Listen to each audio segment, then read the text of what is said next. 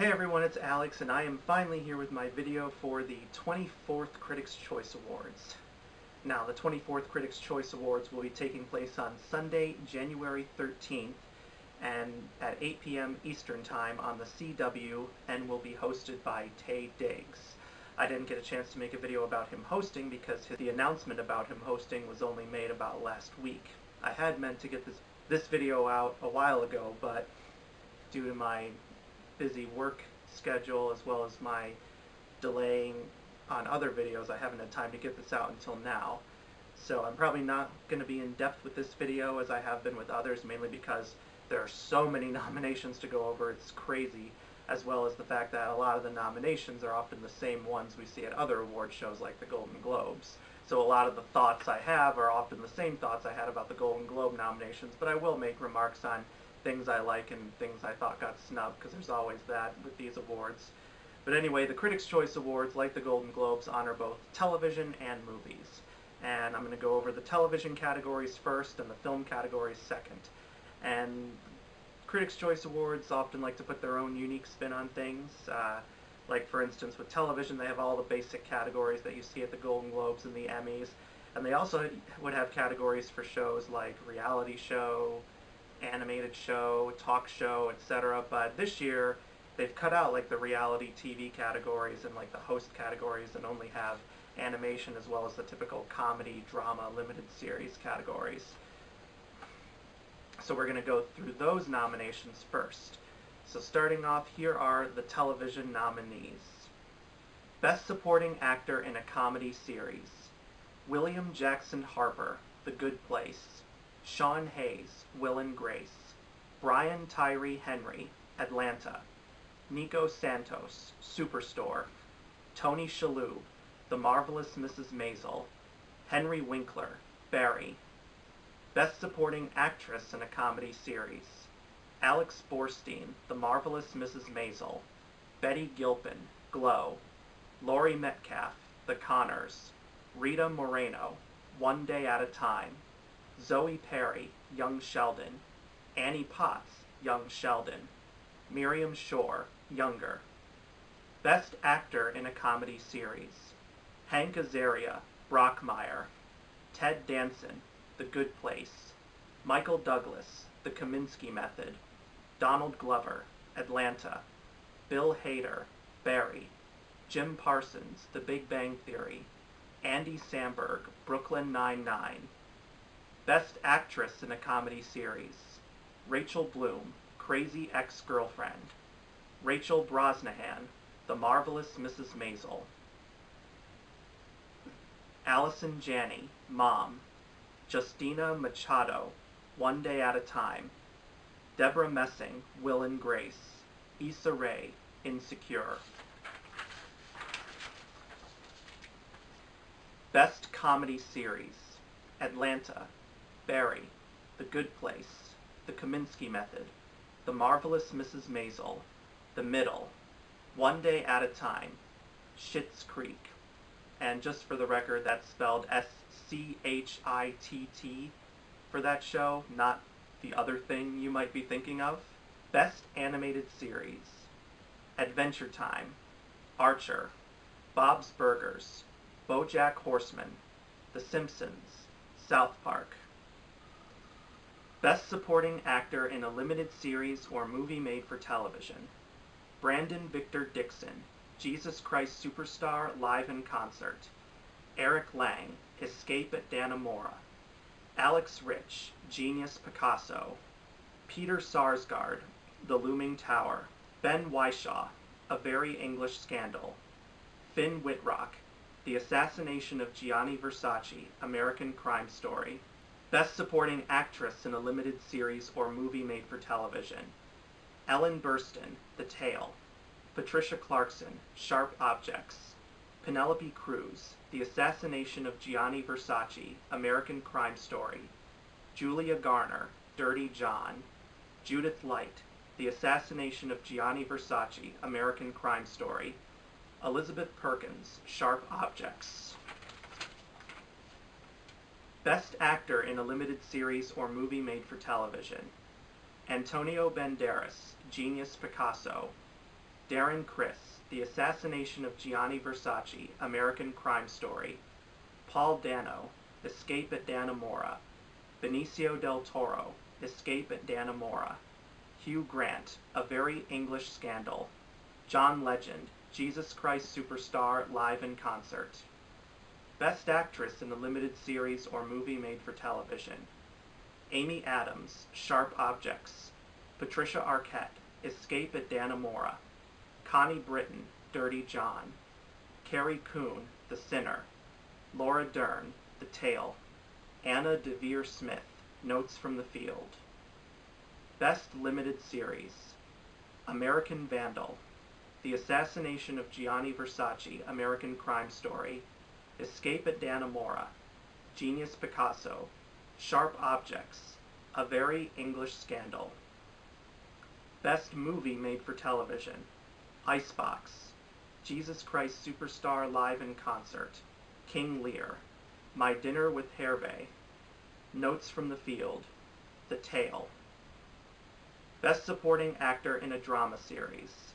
Richard Cabral, Mayans MC. Asia Kate Dillon, Billions. Noah Emmerich, The Americans. Justin Hartley, This Is Us. Matthew McFadden, Succession. Richard Schiff, The Good Doctor. Shea Wiggum, Homecoming.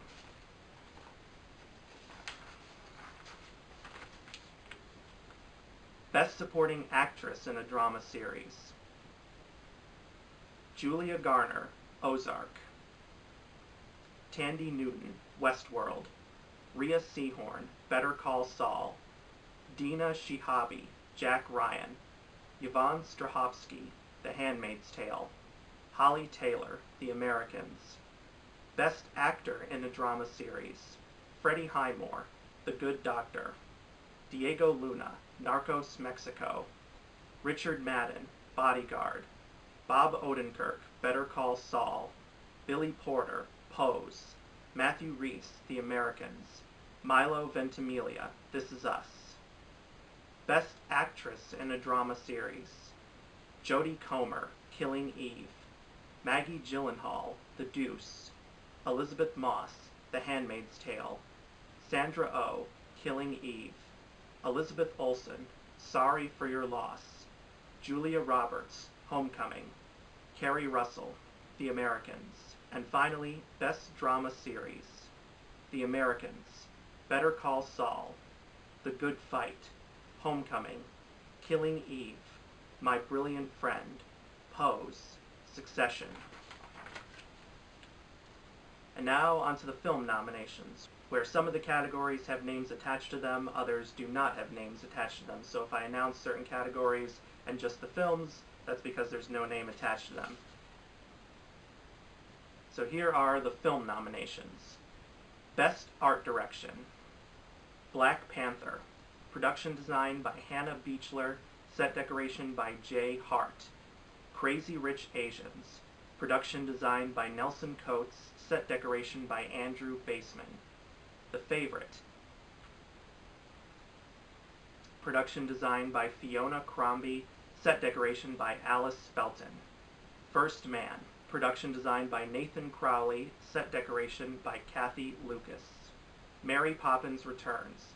Production design by John Meyer. Set decoration by Gordon Sim. Roma. Production design by Eugenio Caballero. Set decoration by Barbara Enriquez. Best Cinematography. Rachel Morrison, Black Panther. Robbie Ryan, The Favorite. Linus Sandgren, First Man. James Laxton, If Beale Street Could Talk. Alfonso Cuarón, Roma. Matthew Libatique, A Star is Born. Best Costume Design. Ruth Carter, Black Panther. Julian Day, Bohemian Rhapsody. Sandy Powell, The Favorite. Sandy Powell, Mary Poppins Returns. Alexandra Byrne, Mary Queen of Scots. Best Film Editing. Yorgos Mavropsaridis, The Favorite. Tom Cross, First Man. Alfonso Cuarón and Adam Goff, Roma. Jay Cassidy, A Star is Born. Hank Corwin, Vice. Joe Walker, Widows. Best Hair and Makeup, Black Panther, Bohemian Rhapsody, The Favorite, Mary Queen of Scots, Suspiria, Vice. Best Original Score, Ludwig Göransson, Black Panther, Justin Hurwitz, First Man, Chris Bowers, Green Book, Nicholas Britell, If Beale Street Could Talk, Alexander Desplat, Isle of Dogs, Mark Shaman, Mary Poppins Returns.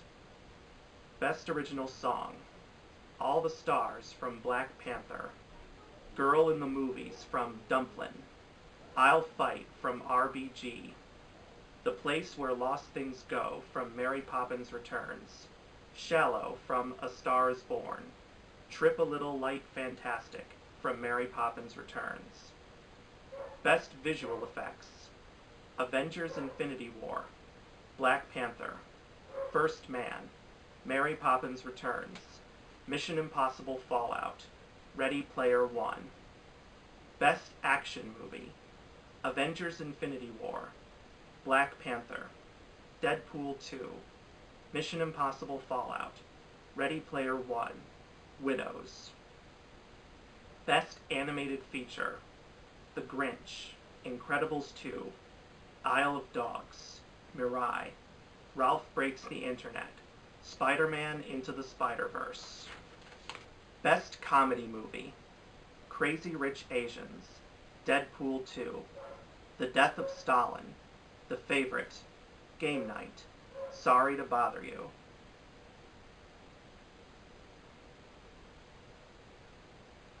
Best Actor in a Comedy Movie, Christian Bale, Vice, Jason Bateman, Game Night, Viggo Mortensen, Green Book, John C. Reilly, Stan and Ollie, Ryan Reynolds, Deadpool 2, Lakeith Stanfield, Sorry to Bother You. Best Actress in a Comedy Movie, Emily Blunt, Mary Poppins Returns, Olivia Colman, The Favorite, Elsie Fisher, 8th Grade, Rachel McAdams, Game Night, Charlize Theron, Tully, Constance Wu, Crazy Rich Asians. Best Foreign Language Film, Burning, South Korea, Capernaum, Lebanon, Cold War, Poland, Roma, Mexico, Shoplifters, Japan. Best Sci-Fi or Horror Movie, Annihilation, Halloween, Hereditary, A Quiet Place, Suspiria.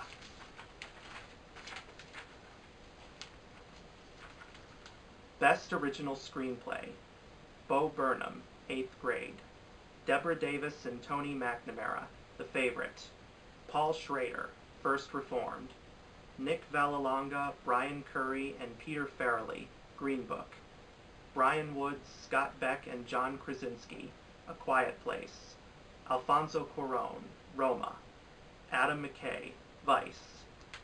Best Adapted Screenplay, Ryan Coogler and Joe Robert Cole, Black Panther, based on the comics by Stan Lee and Jack Kirby. Charlie Wachtel, David Rabinowitz, Kevin Wilmot, and Spike Lee, Black Klansman, based on the book by Ron Stallworth.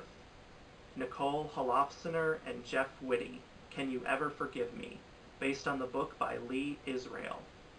Josh Singer, First Man, based on the book by James R. Hansen. Barry Jenkins, If Beale Street Could Talk, based on the novel by James Baldwin. Eric Roth, Bradley Cooper, and Will Fetters, A Star is Born, based on the 1937 screenplay by William A. Wellman and Robert Carson, the 1954 screenplay by Moss Hart, and the 1976 screenplay by John Gregory Dunn, Joan Didion, and Frank Pearson.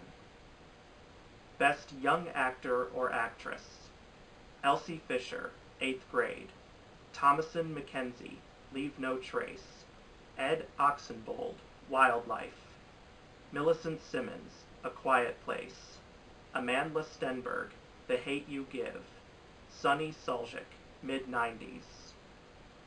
Best Supporting Actor, Mahershala Ali, Green Book, Timothy Chalamet, Beautiful Boy, Adam Driver, Black Klansman. Sam Elliott, A Star is Born. Richard E. Grant, Can You Ever Forgive Me? Michael B. Jordan, Black Panther. Best Supporting Actress: Amy Adams, Vice. Claire Foy, First Man. Nicole Kidman, Boy Erased. Regina King, If Beale Street Could Talk. Emma Stone, The Favorite. Rachel Weisz, The Favorite. Best Actor: Christian Bale, Vice. Bradley Cooper, A Star is Born. Willem Dafoe, At Eternity's Gate. Ryan Gosling, First Man. Ethan Hawke, First Reformed. Rami Malek, Bohemian Rhapsody. Viggo Mortensen, Green Book. Best Actress: Yalitza Aparicio, Roma. Emily Blunt, Mary Poppins Returns. Glenn Close, The Wife. Toni Collette, Hereditary. Olivia Colman, The Favorite. Lady Gaga, A Star is Born. Melissa McCarthy, Can You Ever Forgive Me? Best Acting Ensemble: Black Panther, Crazy Rich Asians, The Favorite, Vice, Widows. Best Director: Spike Lee, Black Klansman. Yorgos Lanthimos, The Favorite. Damien Chazelle, First Man. Peter Farrelly, Green Book. Alfonso Cuarón, Roma. Bradley Cooper, A Star is Born. Adam McKay, Vice. And finally, Best Picture: Black Panther, Black Klansman, The Favorite, First Man, Green Book, If Beale Street Could Talk, Mary Poppins Returns, Roma, A Star is Born, Vice. And if you're wondering why I say Black Panther before Black Klansman in a lot of these categories, it's because Black Klansman is spelled as just one word, even though it would technically be two if we were using correct grammar, but they chose to spell it just that one word instead of two, which is why it's placed below Black Panther in terms of alphabetical order for all these lists. At least that's how all the press releases are doing it. And then there are two special awards being given out. First is the hashtag See Her Award, which is being given to Claire Foy, and then the Critics' Choice Creative Achievement Award, which will be given to Chuck Lorre. And those are the nominees for the 24th Critics' Choice Awards. Now, with television, I'm not going to be able to give a full, in-depth analysis of what I like and don't like because I watch more films than television. But the interesting thing about the Critics' Choice Awards is that their television nominees are often very different from the Emmys, the Golden Globes, the SAG Awards. Of course, there are several nominees that have been nominated at all the award shows that are almost always going to get in no matter what, either due to their critical acclaim or massive fan appeal. But there are a lot of contenders that often do get here but not anywhere else, just because the Emmys especially often like to nominate the same things over and over again until a show loses appeal or it goes off the air. But there are a lot of contenders here that I think people will expect, in the comedy categories. Things like The Marvelous Mrs. Maisel, Atlanta, Barry, The Good Place, and all the people associated with those shows. But then you got shows like Young Sheldon, which haven't really been nominated anywhere else. I've seen some bits of Young Sheldon, actually looks pretty good. Although interestingly enough, in the supporting actress in a comedy category, we have a mother and daughter pair competing against each other, and that's Laurie Metcalf and Zoe Perry. Laurie Metcalf being the mother, Zoe Perry being the daughter. And they actually technically play the same character in a sense, because on The Big Bang Theory, Laurie Metcalf has guest starred as Sheldon's mother, and in Young Sheldon, where it's obviously about Sheldon Cooper as a kid, Zoe Perry plays Sheldon's mother. So in effect, Zoe Perry is playing a younger version of her own mother on that show, if you get what I mean.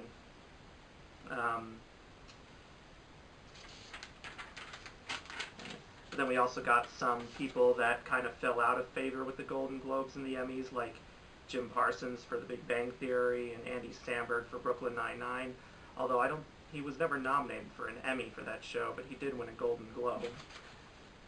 And then the animated series, I mean, there's not really any surprise there, at least from what you normally get, although I'm sure a lot of people will be surprised by Rick and Morty not being on here. I know how popular that show is, but maybe they didn't air any new episodes during this eligibility cycle, which would be the whole year of 2018, but I don't watch Rick and Morty, so I don't know if any new episodes aired or not.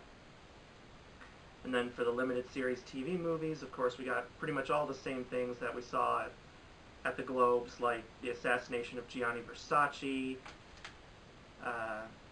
Genius Picasso,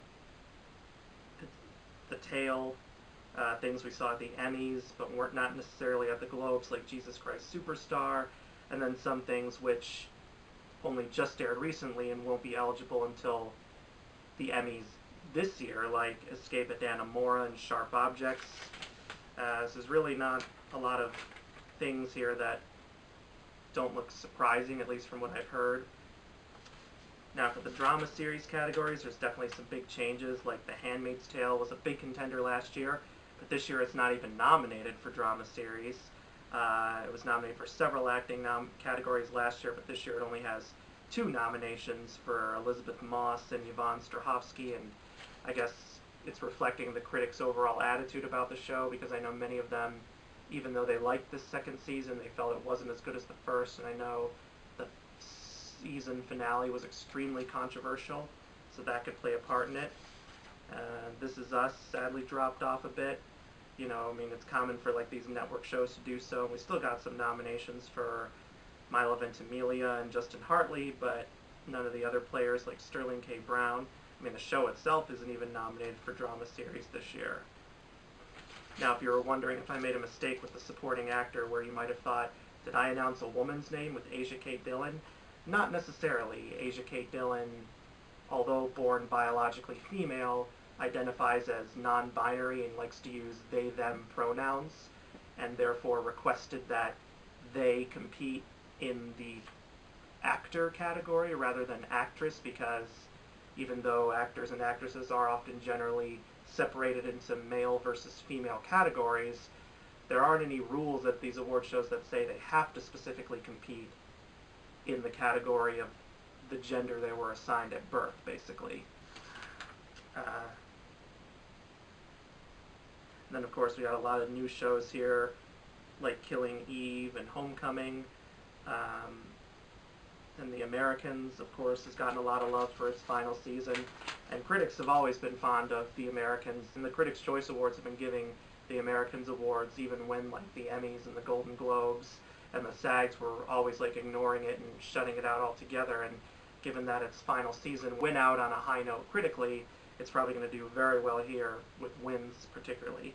But I'm not necessarily here to predict the winners, per se. Now, the film categories, of course, I can talk more in length about. Best Art Direction. None of these nominees are really surprising.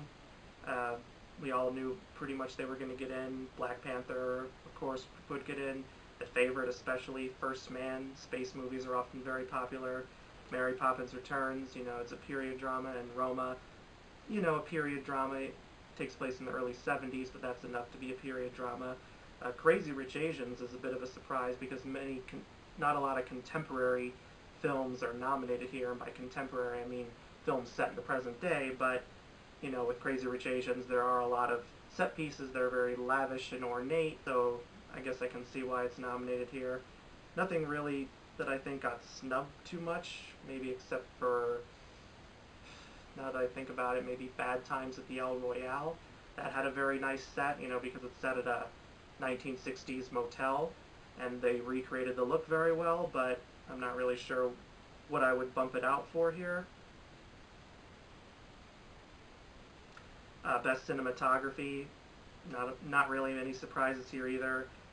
Black Panther got a lot of acclaim for its cinematography. The Favorite, absolutely, especially with its natural lighting look, with like sunlight and candles. First Man, definitely beautifully shot cinematography, especially when they go to the moon. If Beale Street Could Talk, finally saw it last weekend when it finally came here. Very beautiful cinematography, a lot of bold, brilliant colors. Roma, of course, and Looks absolutely beautiful, even though it's in black and white. Not too many snubs in this category either. The one film I can think of that deserved a nomination, even though it probably wasn't going to get one anyway, because most people have forgotten about this movie, is On Chesil Beach. That had some absolutely beautiful cinematography, especially when they are on the actual beach that the film's title implies. But even when they're not, it looks absolutely beautiful.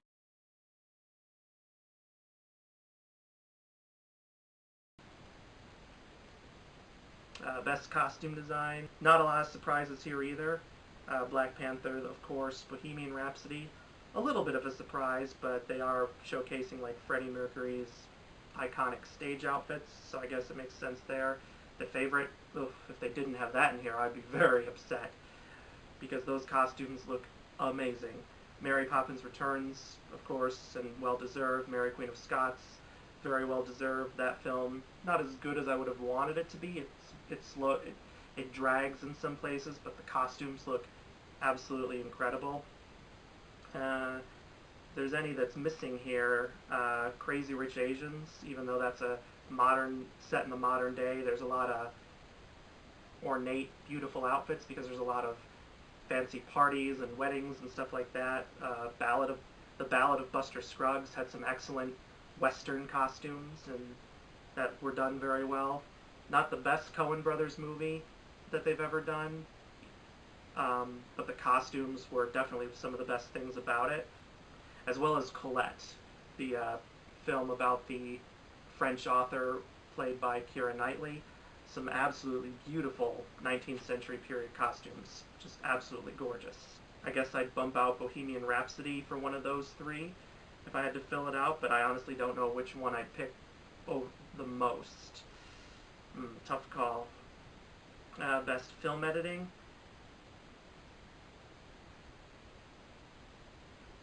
The Favorite, excellent editing. First Man, excellent. Roma, excellent. Slow-paced films often deserve a big shout-out for their editing, because if the editing does not work, the film is just a complete mess. A Star is Born, yes. Vice, I'd say yes, because there's a lot of interesting sequences that seem out of place, but they find a way to make it work for the most part, but I'm not going to go into too much detail because that would involve spoilers. Widows, so glad someone recognized Widows here, because that film, especially when they get to the actual heist sequence, absolutely amazing editing. Good list here, but if there's a snub, it would be Black Klansman, because it was my #1 film of 2018, and how those sequences were edited together, everything from Spike Lee showcasing the old history of the Ku Klux Klan to the 1970s to the modern day. You know, it's all brilliantly edited together, almost kind of like a documentary in a way, from the way it showcases past and present. And that took a lot of effort to pull off, and I wish it got some recognition there. Maybe at the Oscars it'll get something, but we'll see. Best hair and makeup. I have no complaints here. Haven't seen the movie Black Panther, but the makeup design from what I've seen in pictures looks pretty cool. Bohemian Rhapsody, definitely. The Favorite, of course. I'm shocked it didn't get in contention at the Oscars on their semi-finalist list, but I'll discuss that in another video. Mary Queen of Scots, yes. Suspiria, of course you had to put that in there because of how they transform Tilda Swinton into an old man, and it's not really a spoiler because there were articles about her makeup transformation before the movie even came out, at least in theaters, so I'm not counting that as a spoiler. As well as Vice. You had to have Vice in there just because from the way they transformed Christian Bale to Dick Cheney. It's like we're watching The Real Man. Best Original Score. Not a lot of surprises here either, like we've seen at the Golden Globes, like Black Panther, First Man, of course. Green Book, interesting. I mean, score wasn't bad, but it's not eligible to compete at the Oscars because apparently they use too much pre-recorded music in some scenes, and at the Oscars, if you use pre-recorded music beyond a certain extent, your score is ineligible. We saw that happen to Black Swan back in 2010. We saw that happen to Birdman a few years ago, and we saw that happen to Arrival 2 years ago. Beale Street Could Talk, amazing score. I believe it's the best score of last year. Isle of Dogs, brilliant score by Alexander Desplat. Mary Poppins Returns, Great score, not as great as the original score by the Sherman Brothers from the 1964 film, but this is pretty close. As for snubs, I'd say Thom Yorke's score for Suspiria, very haunting, beautiful score, and I'm a massive Thom Yorke fan because I love Radiohead, and they're one of my top 5 favorite bands of all time, as well as Hans Zimmer's score for Widows. I would have liked to seen those get some recognition, but this isn't too bad of a list. For Best Original Song, pretty solid list of contenders, at least from the songs I've heard. Like I've heard I'll Fight, The Place Where Lost Things Go, Shallow, Triple Little Light, Fantastic. I do think I've heard All the Stars on the Radio at one point. I haven't heard Girl in the Movies, although it is written and sung by Dolly Parton, so there's that. And while I like the songs from Star is Born and Mary Poppins Returns, and they're very good, I don't think they're the best songs in their films. My personal favorite song from A Star is Born is the finale song, I'll Never Love Again, and my personal favorite song from Mary Poppins Returns was Can You Imagine That?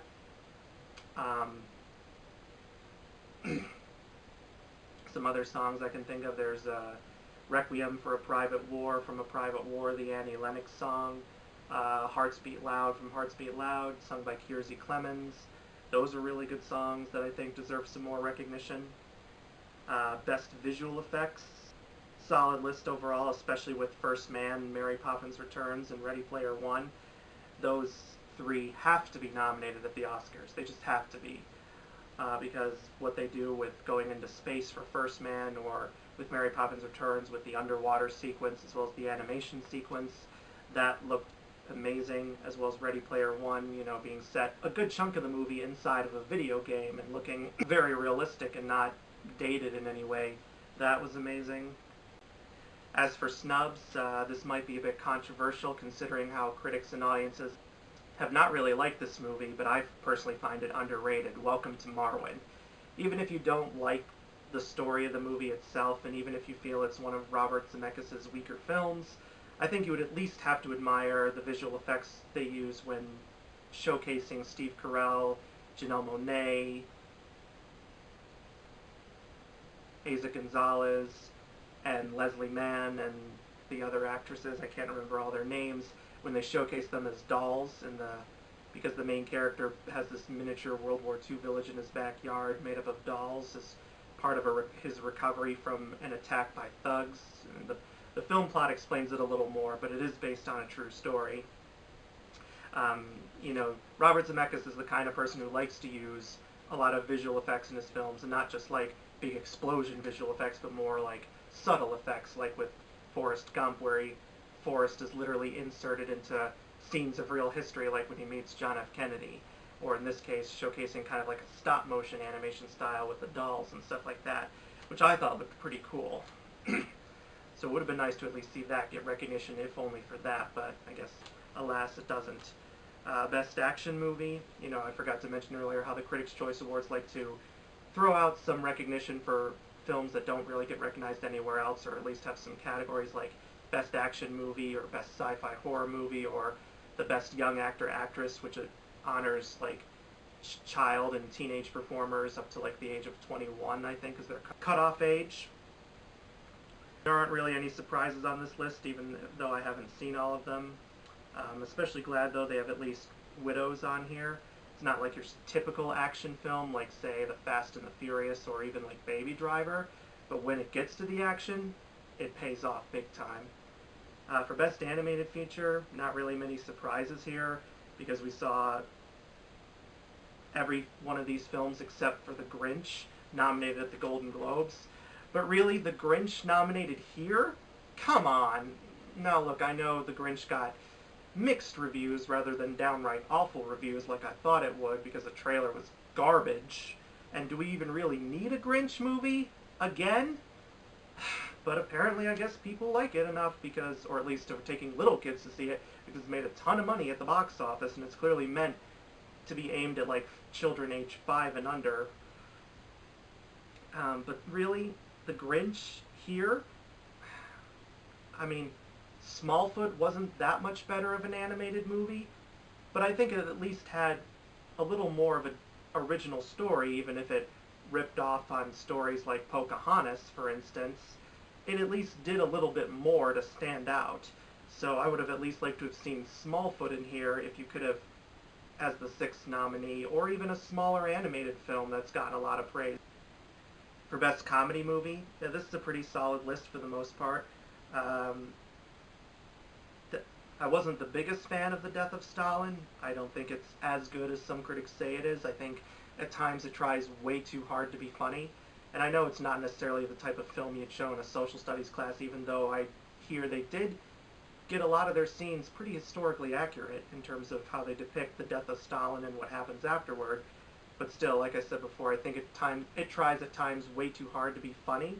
But it's an interesting movie to watch, and if you like shows like Veep, you should give it a watch because it's directed by the creator of that show, Armando Iannucci. I'm at least glad The Favorite's in here.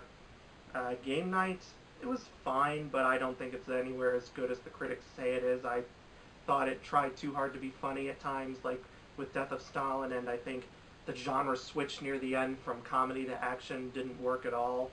I'm really glad Sorry to Bother You is in here because it is a kind of a bizarre comedy, but it works for the most part, right up until the very end when it starts to play off a certain Disney film. And I think it gets maybe a little too similar to that Disney film. As for snubs, I'm surprised Love, Simon's not on here, because that's been billed as a teen comedy, but it's a very good teen comedy. Maybe it's a little too much like a John Hughes comedy at times, in which it uses the same tropes as a John Hughes comedy and doesn't really do anything new with them. So I wish it could have been maybe a little more original, but for what it is, it's pretty solid. For Best Actor in a Comedy Movie, pretty solid list for the most part. The only ones I haven't seen are John C. Reilly and Ryan Reynolds for Stan and Ollie and Deadpool 2 respectively. But all the other nominees are pretty good, because even though I didn't like Game Night as much as others, I at least liked the performances. But I'm especially glad Christian Bale and Lakeith Stanfield are in here, because they gave out some of the best comedy performances of the year, in my opinion. But so did the main snub here, which is Nick Robinson for Love, Simon. With a movie like Love, Simon, if you don't have a good actor as your protagonist to give a believable performance, it's not going to work, and he was absolutely magnificent.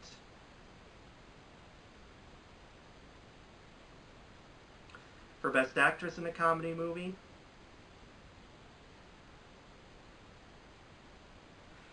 excellent list overall. All 6 of these actresses are amazing in their performances. The only real snub in here I can think of at this moment is Tessa Thompson for Sorry to Bother You. Some might see her as just a supporting actress, but I think she has enough momentum in that film to also be considered a lead. Forgot to mention her in my Golden Globes video. I wish she had gotten a nomination there.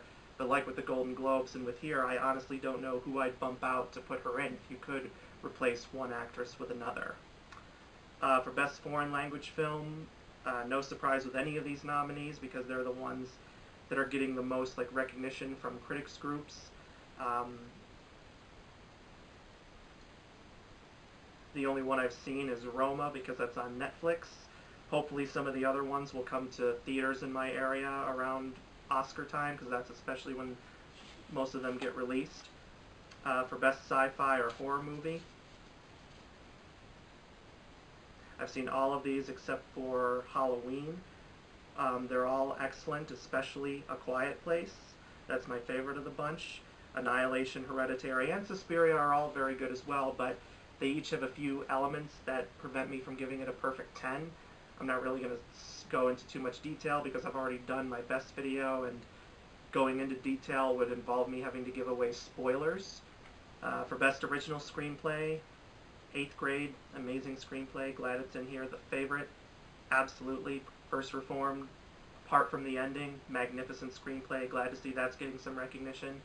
And of course it'd have to be a great screenplay because it's written by one of the greatest screenwriters of all time, Paul Schrader, and he's the man most famously known for writing early Martin Scorsese movies like Taxi Driver and Raging Bull. Green Book, pretty solid screenplay, but maybe not the absolute best. A Quiet Place, you might think, really? But, you know, screenplays aren't just about dialogue. They also have to give directions and descriptions of the environment as well during the filming stage.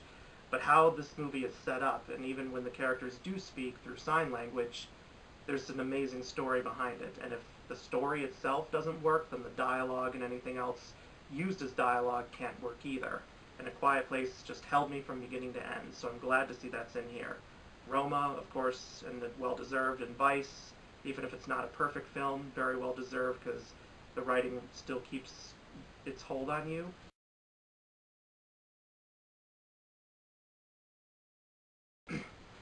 Best Adapted Screenplay, Black Panther, can't comment on that. BlacKkKlansman, absolutely, it has to be in here. Can You Ever Forgive Me? Absolutely. First Man, glad to see that's getting some recognition because I really love that movie and I think everything about that movie is great, especially the screenplay, because when you're making a movie that spans like a whole decade like this movie does, from the early days of NASA to the moon landing, you need a great screenplay to hold it together.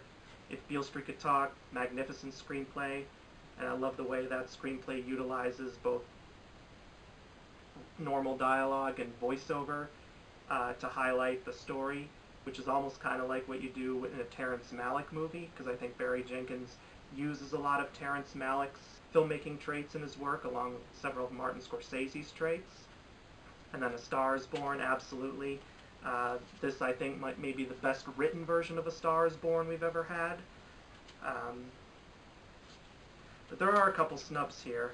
The Hate U Give had an amazing adapted screenplay, and of course the screenwriter for that, Audrey Wells, passed away shortly before the movie came out in theaters. Now, I'm not saying she should be nominated just because she died, because if she were still alive, she would be worthy of all the recognition she could get, because she did an amazing job adapting a screenplay for a film genre that doesn't usually have these types of serious movies, because most young adult movies don't tackle this kind of subject matter. On Chesil Beach, I thought, was an amazing screenplay, and it was adapted by its own author from the novel. Ian McEwan, the novelist, adapted the film, and I thought he did a magnificent job.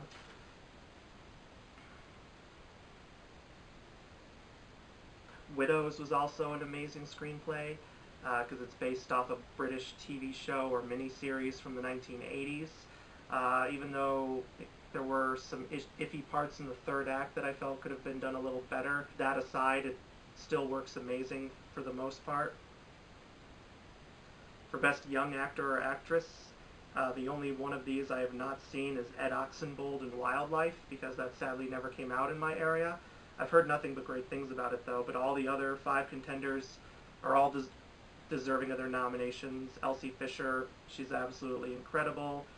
In 8th Grade, Thomasin McKenzie, brilliant in Leave No Trace. Millicent Simmons, she is so amazing in A Quiet Place, and I personally would vote for her if I were a Critics' Choice voter, because what she did was in that movie, and the action she takes, especially near the end, were incredible.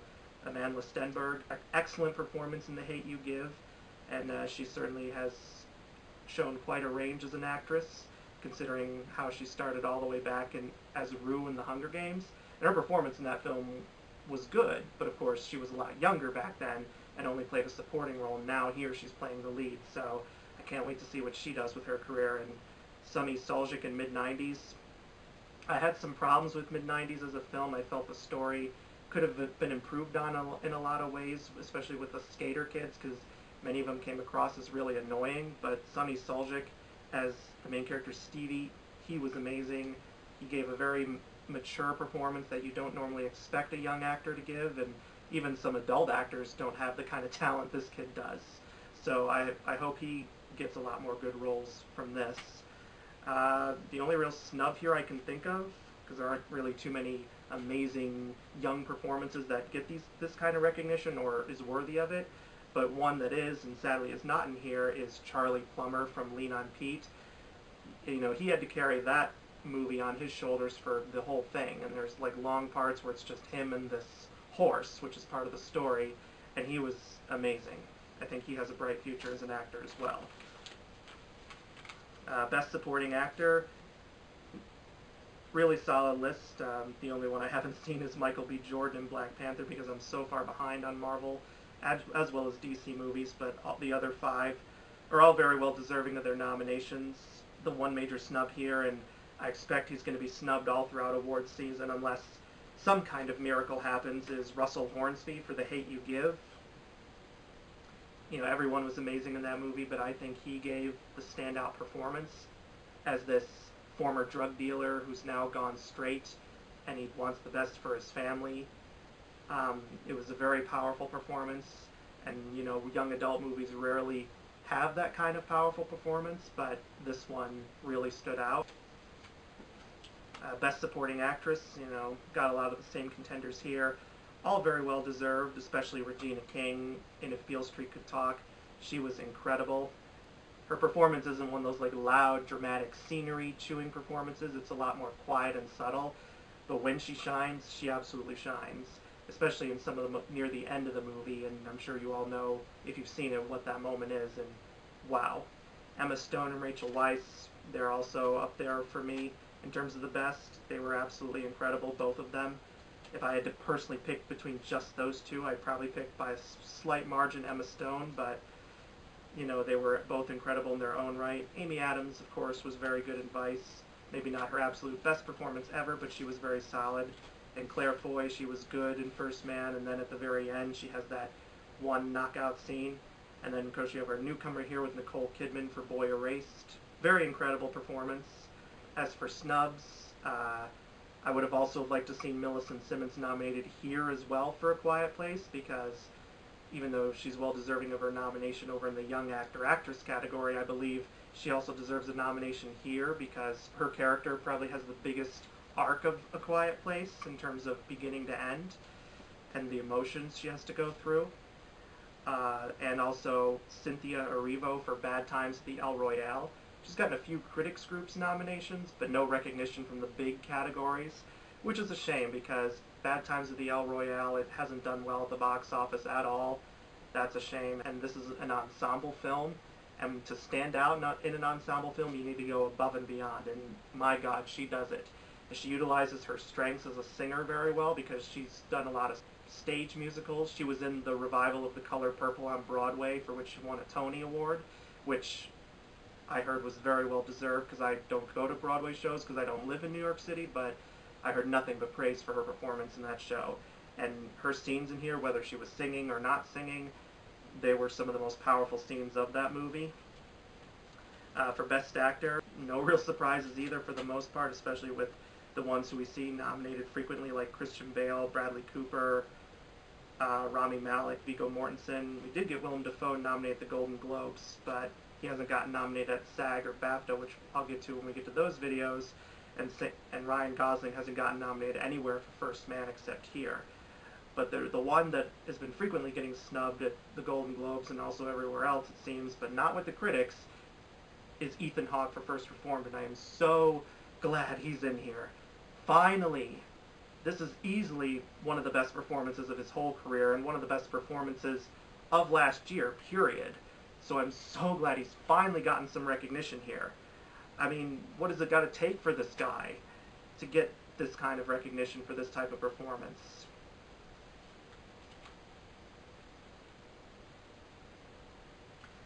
Best Actress, you know, we got all the big contenders we've had before, like Glenn Close, Toni Collette, Olivia Colman, Lady Gaga, Melissa McCarthy, and they're all very well deserved. And then we got some nice surprises here with Yalitza Aparicio for Roma, Toni Collette for Hereditary. They've gotten a lot of critics nominations, and deservedly so. And I'm glad to see they're nominated here. And then, of course, Emily Blunt for Mary Poppins Returns, very well deserving. But like with the Golden Globes, why not put in Viola Davis for Widows as well? Even though that movie wasn't perfect for me, she was absolutely incredible. And with an actress of her caliber, she's good in almost everything she does. Even in movies that are bad, like Suicide Squad, she can give a good performance because she's just that great of an actress. Best Acting Ensemble, pretty solid list for the most part. I like 4 of these 5, like Crazy Rich Asians, The Favorite, Vice, Widows. I'm sure Black Panther's ensemble is great as well. Those nominations are solid, but, you know, A Star is Born I wish could have been in here. Well, I guess that is more of a Bradley Cooper, Lady Gaga 2-person show, but it did get in at the SAG Awards, which I'll get to when we get to that video. As for others that were snubbed, A Quiet Place, even though there are only 4 people in that ensemble, they truly worked well as an ensemble, as well as Bad Times at the El Royale, probably the most underrated ensemble of last year because there's not one character in that film that's the main character. They all have their own story, very similar to Pulp Fiction, where you could argue whether or not it's John Travolta or Samuel L. Jackson who's the true lead of that movie, but all the people in that movie, whether it's those two or Bruce Willis or Uma Thurman or Tim Roth or Amanda Plummer or any of those people, you know, an argument could be made that it's their movie more than anything else. Same with Bad Times at the El Royale. Every character, it could easily be their movie because we always see events from their perspective. And then with Best Director, I like most of these contenders. Spike Lee, of course, had to be in here. Yorgos Lanthimos for The Favorite, absolutely. Same with Damien Chazelle for First Man, Alfonso Cuarón for Roma, and Bradley Cooper for A Star is Born. If like those were the top 5 to get in at the Oscars, I would have absolutely no problem with that whatsoever. The only 2 I don't really think should be in here, their directing wasn't bad, but I think others were better, would be Peter Farrelly for Green Book and Adam McKay for Vice. Some other directors I feel that are more deserving of nominations here would be people like Bo Burnham for 8th Grade, George Tillman Jr. for The Hate U Give, Marielle Heller for Can You Ever Forgive Me, Chloe Zhao for The Rider,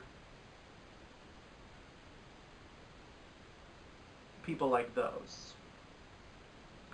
As for Best Picture, I like most of these for the most part. Black Panther, of course, that'd be in here just from the acclaim. Black Klansman, absolutely, that had to be in here. The Favorite, yes. First Man, yes. Green Book, good, but maybe not among the best of the year. If Beale Street Could Talk, now that I've finally seen it, absolutely. And if I had seen it in 2018, it absolutely would have made my top 15 list. Mary Poppins Returns, really solid, but not as good as the original Mary Poppins. Roma, of course, that had to be in here, given all the awards it's won, but it's absolutely deserving of a nomination here, and I wouldn't be upset if it won. A Star is Born, that as well, and Vice. Good, but maybe not great. Some films I felt that could be in here as well, that I would have taken a couple of these contenders like Green Book and Vice and maybe even Mary Poppins Returns out and replace them with the films like 8th Grade, Can You Ever Forgive Me, The Hate U Give, On Chesil Beach, The Rider.